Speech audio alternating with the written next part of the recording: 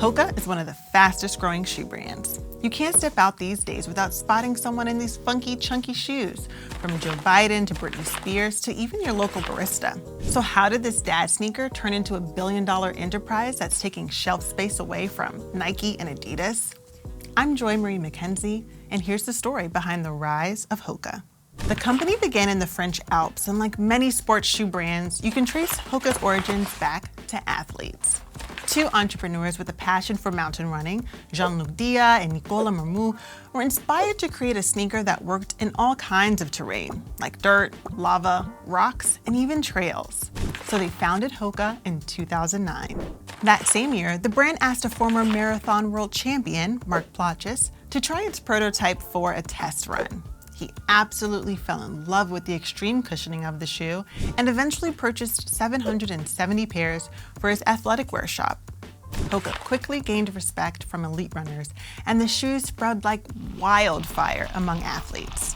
In 2012, the footwear company Deckers purchased Hoka. It already owned brands like Uggs and Teva, and it planned to turn Hoka into a billion-dollar line.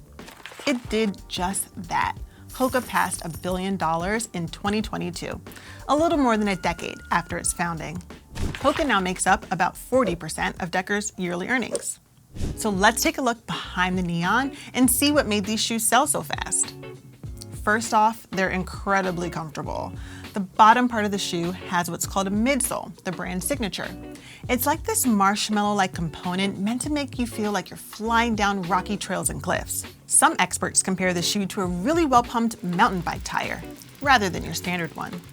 In fact, the name Hoka means to soar or fly in the indigenous New Zealand Maori language. There's also this foot frame that cradles the shoe, and the curved part here is the meta rocker, which propels the sneaker forward. Lastly, the bright neon colors, bold logo, and oversized look make these shoes stand out from their competitors. So who's wearing them? Now, just about everyone. They're popular among healthcare workers who are on their feet all day long. The reason I like the Hokas is because it has a nice wide toe box to fit my bunion. And it passes the shoe test, which is, it can't be folded in half, it can't be twisted, and the heel counter is very nice and supportive. But fashionistas love them too. Here they are on the runway at Nicola Formichetti show. And let's not forget Hollywood. Cameron Diaz, Blake Lively, and Reese Witherspoon have also sported these kicks.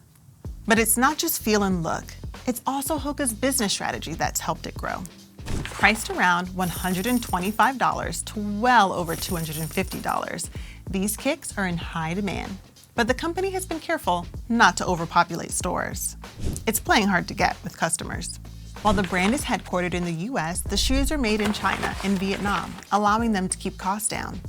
The company ships to over 60 countries, from Chile to Norway, and is continuing to expand its customer base. In fact, in 2023, it launched its first ever collection for kids. The company is also gaining traction by collaborating with brands like Free People and designers like Nicole McLaughlin.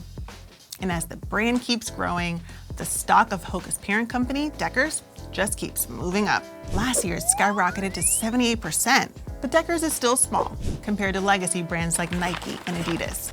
In 2023, Nike's revenue was over $50 billion, and Adidas was over $22 billion, while Deckers was nearing $4 billion.